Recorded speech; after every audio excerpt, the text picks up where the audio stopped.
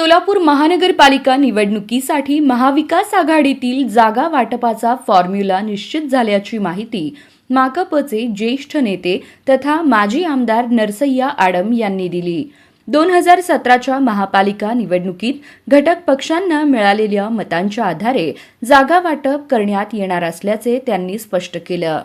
तर या निकषांनुसार शिवसेना उद्धव बाळासाहेब ठाकरे हा महाविकास आघाडीतील सर्वात मोठा घटक पक्ष ठरणार असून काँग्रेस दुसऱ्या क्रमांकावर असेल.